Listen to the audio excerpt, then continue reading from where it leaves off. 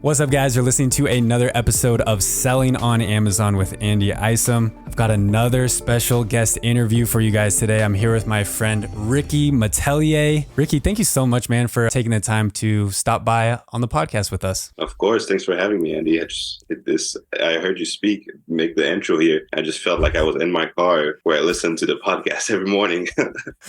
It's so fun to talk to people like in these podcast interviews because a lot of people have a similar experience where they're like, whoa, this is like a weird, surreal experience because they've like listened to the podcast. So now like seeing me say it here on Zoom with them is like kind of a weird experience. But Ricky, you've had some really good success lately with your brand. And so we're going to dive deep into that today for the listeners to kind of talk through maybe some things that you've done recently. And of course, lessons that you've learned, along your Amazon business journey through the ups and the downs. We all know that there's going to be ups and downs, right? In this business journey. So to start off though, let's just do a quick backstory of why you got started with an Amazon business, like what kind of got you interested, what motivated you to finally take action and get your brand started. Yeah, of course. Thanks for asking, Andy. I think it all goes back to the pandemic. I think during the pandemic, we all had some more free time because us who work full-time just were working from home. And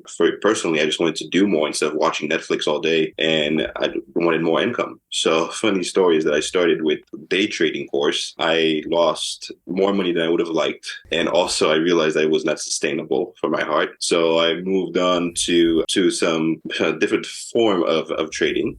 And then finally, I remember we went to my wife's Christmas party at one of her family members' house, and I met her aunt, and she was telling me how she started selling on Amazon, and it was my first time hearing about it because, believe it or not, I thought that Amazon products on Amazon were coming from Amazon. I never knew that there were third-party sellers, so she started telling me a little bit more about it, and I was hooked because for me, after my short conversation with her, I quickly understood that this would be a good way to make passive income. And so far, it's definitely has lived up to the expectation. It's interesting that, you said you came from another business opportunity. You were kind of in the day trading, stock trading sphere. And then you mentioned like you didn't really see, I guess, a sustainable operation of that business, or like it wasn't really vibing with you. Do you think that there's anything that you learned in that experience that has helped you with your Amazon brand, just from maybe like a business perspective? 100%. Just being comfortable with taking a risk, because ultimately, this is a big part of stock trading, and starting any business, you're going to have to take a risk. I don't think there may be very few business owners who've started and it went positive all the way for them. I actually love that answer. When you said that, I was reflecting back on all my previous business ventures over probably the last, 10 years, I would say now. I've had all sorts of business ideas and, things that I've tried. My wife will tell you all the ones that I've failed at. She definitely, she keeps tabs on all my failures. But yeah, that's a really good lesson that I've learned too in a lot of my previous business, experiences. It's hard for me to use the word failure because I learned so much from them, even if it was for a lot of the businesses, learning to take a risk and be okay with it. Because, you said it perfectly. It's rare for people to crush it on their very first business attempt. Like I didn't crush it on my first business attempt. My Amazon business was not my first business attempt. In fact, I had a previous Amazon business attempt, like 3 years previous to our current Amazon brand. But the big takeaway, like you mentioned, was I tried that business, many businesses, blogging, YouTube channels, all sorts of stuff. Tried the business, invested my own money, invested a lot of time into it. It didn't work out. I didn't make as much money as I thought I was going to, or it just didn't make any money at all. But I realized, I'm okay. Like I spent a few $1,000s on this business attempt, didn't work out, but I was like, it's not like this failure isn't as bad as I feared it would be. So I think that's a good lesson to keep in mind, guys, is, being okay with taking risk and understanding like if you lose out on a few $1,000s, some time, whatever it is, understanding that like you can overcome that. Like that's not going to be like the end of your life. Hopefully it doesn't mean that you're going to be like living on the street under a bridge. So yeah, I love that. Being able to take risks is really the core essence of that very, very first step to saying like, I'm going to do this business. Tell us a little bit, Ricky, if you can, kind of about the timeline maybe of your business journey. If you remember like what time, I know you mentioned kind of COVID time, but do you remember like year, maybe month even of like, hey, I'm starting this process, what that process was like for you up until you launched your product? Yeah, of course. So that family member, she told me how she learned how to do it, and it was through a course. It was an online course, and I took that for a good 3 months. Going through all the modules, etc. And it was not as hands-on as yours, where you have access to a mentor on a regular basis, etc. It was more everything was online. I did it, and you did have access to mentors, but only limited sessions, very limited sessions. So I did that from approximately, let's say, February, March 2021. That's when I really started doing these modules, did some product research, etc. And I remember in November of 2021, I placed my first order. I still remember, just being so scared to click that, order button. So I remember doing that in November. And then I remember when I got my very first sale, which was in February, right before I got married. I was getting married on, I think on a Saturday, and my first sale came on the Monday before. And I remember I kept refreshing the app because I couldn't believe it, that, because I had crap pictures. I did not have professional pictures yet, but I just uploaded everything just so I could see what would happen, So that happened then. Very first sale, February 2022. Then it just kept getting better and better. Once I uploaded better pictures the next month, I went from the first month of February, I maybe sold like 10 units. Then the next month, I sold 150 units with better pictures. Then I got to 200 units, 275. And then finally, the peak for that one product was 300 units in June. And then I remember I started seeing competition come in. And also my product, maybe it was, I thought that it was starting to be, off season. So June was the peak. Then July, August, September, it started going down. I launched a second product in September. This one did not do as well. And I made a mistake that I'm sure I'll get a chance to talk about after. And after that, I launched a third product around November, December. This one started selling well. So 2023 was off to an okay start because I was still in the same situation. That third product was just starting to pick up. It got better and better. So February, March, that's when, hot season for my brand, it starts. So it started getting better. And I decided that, I'm going to launch even more products. And I got to work. I realized what was working for that first SKU, what wasn't, made some modifications, and then launched like 6 more SKUs. And that's when I partnered with you, Andy, for help with my PPC. And my sales went from that peak of 8,000 in June to kind of down to 3,000, 4,000 by October, November, went back up a little bit in December because that's what happens typically. And then the best months I've had so far were after launching all these SKUs and doing the PPC for that parent Isom with you. And it went from like 6,000 to 11,000. And the month after was 19,000. And right now, unfortunately, it's funny because you just made a post about this, about the running out of stock in Q4. I'm in the same boat.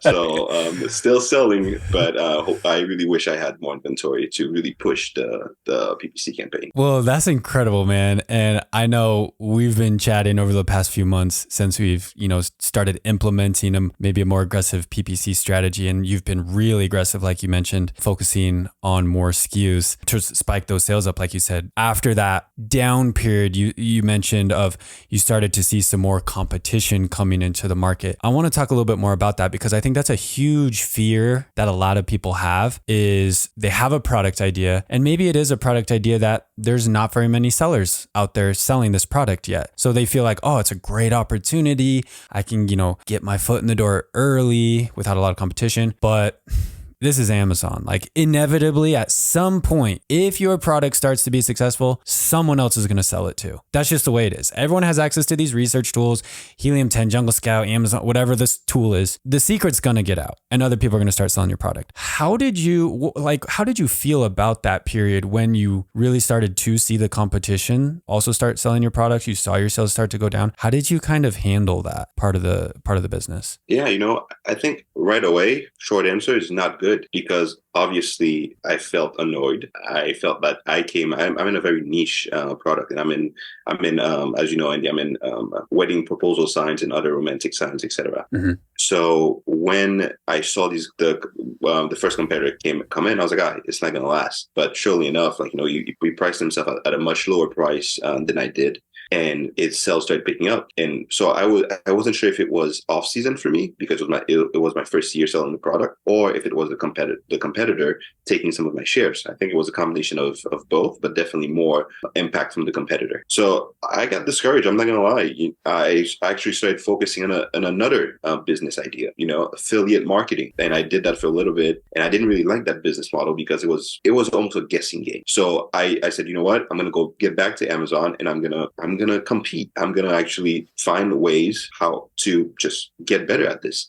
And one of the things I did really was, number one, I created some ads that I posted as pictures specifically to show what my product had that the competitor did not have. And launching all these SKUs in the same product category is what really helped me, because it helped customers see me as the established brand versus the competitor who was just copying an already established brand. I love that. I think that's something too, guys. Let's review that one more time. Coming out with more SKUs helped establish your brand as one of, if not the go-to brand for this type of product. I don't think we talk about this enough with, Amazon brands, e-commerce in general. Having variations is more than just having more SKUs that people could potentially buy to make more money, but having more variations helps establish your brand in the market. Like really helps establish you as like a leader, right, in your market. I think the same thing applies, guys, to other business models. Like if you're listening and you're thinking about other business models,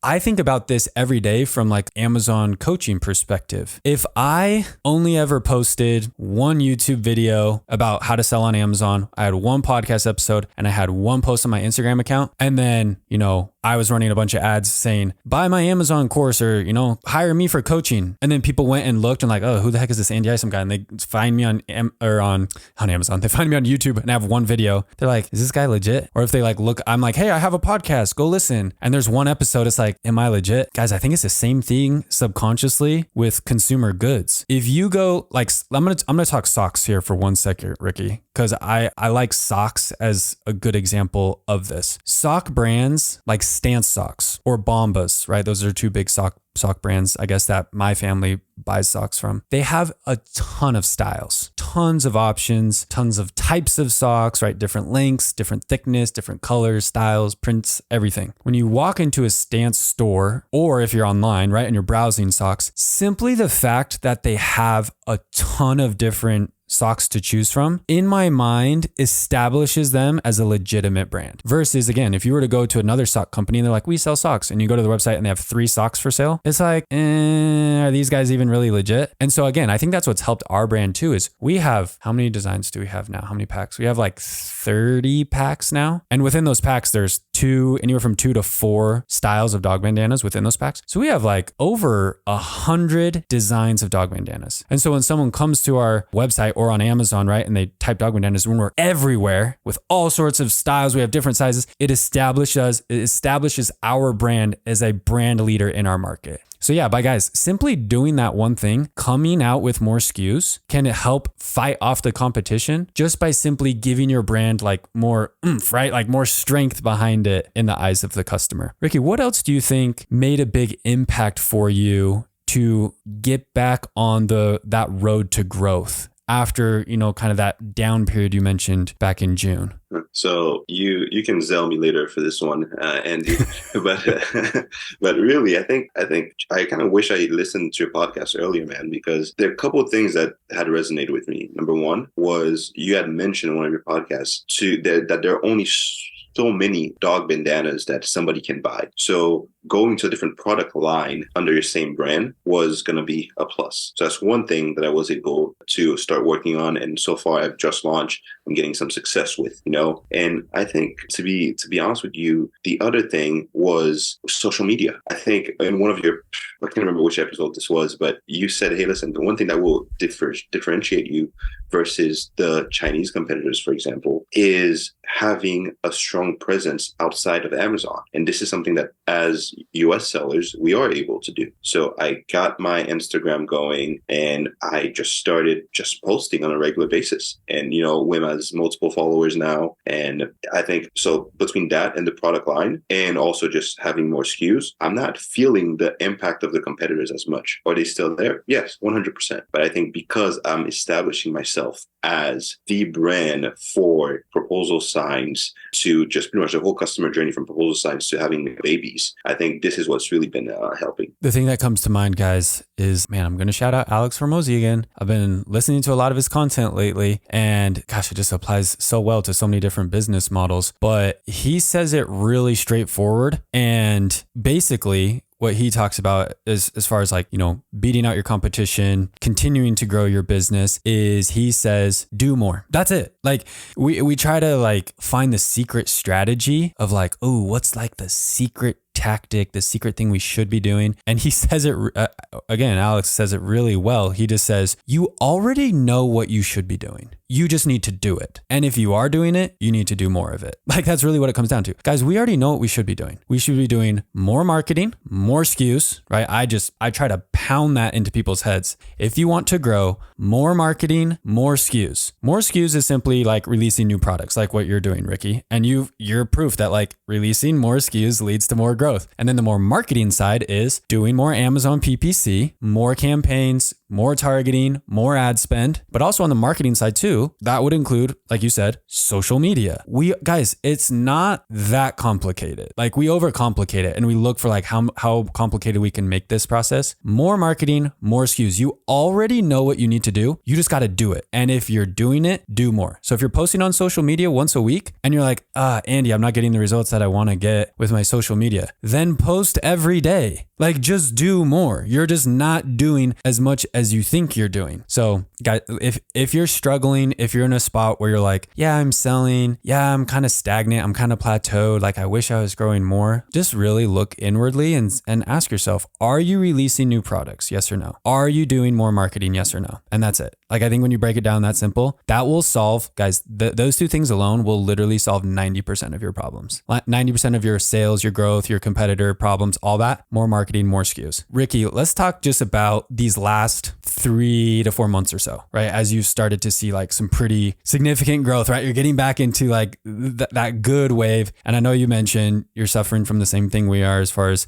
selling out of SKUs in fourth quarter, right there at the beginning of the fourth quarter, which is very frustrating. But again, I try to remind myself, it's a great problem to have. Talk about maybe more specifically for us, these last 3 months, these big spikes you've seen. What do you think is impacting that the most for you? I know you've really already said this as far as releasing more SKUs, but from this point where you're at right now, moving forward, right, into the end of fourth quarter, moving into next year, what do you kind of have in place for your business, or what are you excited about to implement in your business? Yeah, I think a couple of things. It's one of the big things I've been working on is obviously optimizing my PPC campaign. I think for you, Andy, it just comes second nature because you've been doing it for so long. But for us who've just started learning, it's all about understanding what we need to do. So this is why, like, a couple of weeks ago or maybe a month ago, I had reached out to you and asked you, hey, can you do just a quick short video follow-up for me, just so I can see what you're looking at exactly when you're analyzing your campaigns. And this was super helpful because now I don't have the expertise yet that you have where I can just go in and quickly do it. So I have to spend some time. So this is my number one area of focus, making sure that I'm spending as little as possible for the most outcome. So ACoS, ROAS, making sure that these are optimized. Another thing that I'm doing is, again, my presence outside of Amazon. So building my social media, working on creating a storefront for Amazon. Actually, this is within Amazon. So creating a storefront for Amazon. So I can use my storefront link and my social media to redirect people there. And eventually, I'm also thinking of having my own website because it's great to sell on Amazon, but I'm also trying to start exploring Etsy right now to see, what's the potential there. So really, it's like seeing these spikes. Listen, guys, there's nothing more motivating when you just keep refreshing your phone throughout the day and you're used to seeing 8, 10 units, and now you're seeing 20, 30 units. And we had a quick conversation with you, Andy, about this online on IG. But it's like, how many SKUs are you selling every day? How many units are you selling every day to get to where you are? So that kind of gives me a goal. This is what I have to look forward to. This is where I want to get. So, but to going back to what I was saying, refreshing my phone and seeing that additional increase in number of units, it just motivates me to just want to work more and more on this, just keep growing the brand. So I think immediate next steps, once I get, inventory, will be to even be more aggressive in Q4, Christmas time, for all my SKUs. And just for early next year, I have a few other product ideas that I want to launch, other product lines. So I'll be focusing on that as well. Guys, I'm going to use our snowball analogy because we're approaching winter time here coming up. It's rainy. It's been really rainy here this week. I think we're going to get some snow here soon. I think it was 39 degrees this morning here in Utah. And going back to my favorite snowball analogy, guys, at the beginning, when you're starting your Amazon business, it's like the very, very beginning of building a snowman, right? You get a snowball that is the size of your hands, right? And then you put it on the ground and you kind of start pushing it and you're clumping more snow to it to get it to maybe a bowling ball or a basketball size, to where it's okay, now I can actually roll this. And once you start rolling it, then more snow sticks to it faster.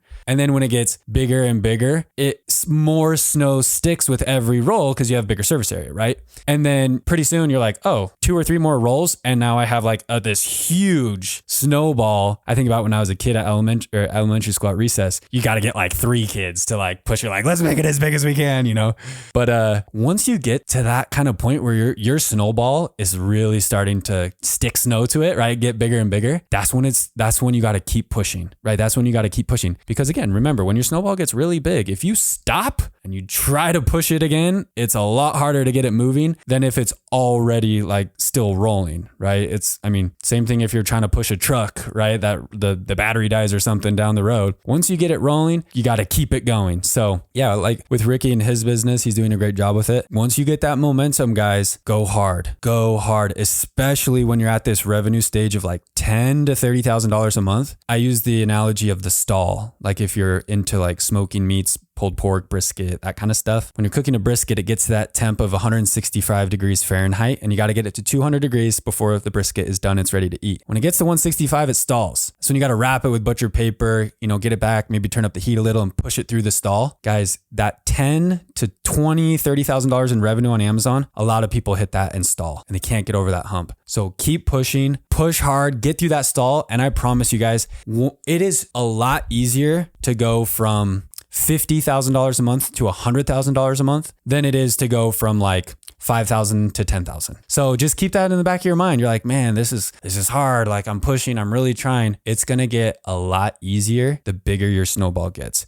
Ricky, let's wrap up with one big lesson that you've learned, maybe from a failure, let's call it a failure, that you've experienced on this journey that you would tell someone who's just getting started. Yeah, I think a couple of things. The first one is focus on one thing at a time, because I briefly mentioned that when I started getting more competitors, I decided to do something else, affiliate marketing. Took my attention off of Amazon, and turns out at the end of the day, neither of them were doing well. Amazon was not selling well, and that affiliate marketing stuff did not work out. So focus on one thing at a time and make sure that it gets all the attention that it deserves. And I think just a second advice, very pertinent to what you just mentioned, Andy. It is so important. It is to just stick with it, because if you can launch your first product and that's successful, the second, third will get better and better. And in my case, first product was great. Second product, not so good. Third product was less than the first product, but pretty good. And fourth, fifth ones, again, back to the same level as the first one. And now it just keeps getting easier and easier and easier. So key takeaway here, if you can get through these first couple products, have a solid profit, get some momentum, the sky's the limit. Gosh, I 100% agree. Man, I'm just I don't even know how to say this any better than kind of how you just said it. But guys, this is such an amazing opportunity. And the problem is so many people can't get past those first two products, like you said, because maybe that first product isn't a winner, or maybe the first product is pretty good and the second product is a dud. And they're like, oh crap, I'm done, I give up. Guys, you just gotta keep going. Not every product is going to be a winner. You're not going to hit a home run every at bat. But if you commit to consistently getting up there into the batter's box, if we're playing baseball, right? And get up there and take some swings, you're going to get some base hits. You're going to hit the ball. You're going to strike out a few times. Eventually, guys, you're going to hit a home run. Like you're going to have a winning like a great SKU, let's call it, like a SKU that does a lot better than all the other ones. And then you just stack those. You stack those, guys. I tell people all the time, we have 60 plus SKUs now on Amazon. 10 of those in the last 30 days have sold 0 units. And that's not just because they're out of stock. That's just because they're just not very good. It's a size that people don't want. It's a design people don't want. But the top 10, or even, gosh, honestly, the top 5 SKUs of my 60 SKUs are sell 30, 40, 50, 70 units a day. And then I have SKUs everywhere in between. 1 a day, 5 a day, 10 a day. So, and guys, this is all the same product. It's not like these are different product lines. This is the same product. It's just a different size, a different color, different shape. So stick to it. Keep coming out. More SKUs, more marketing, guys.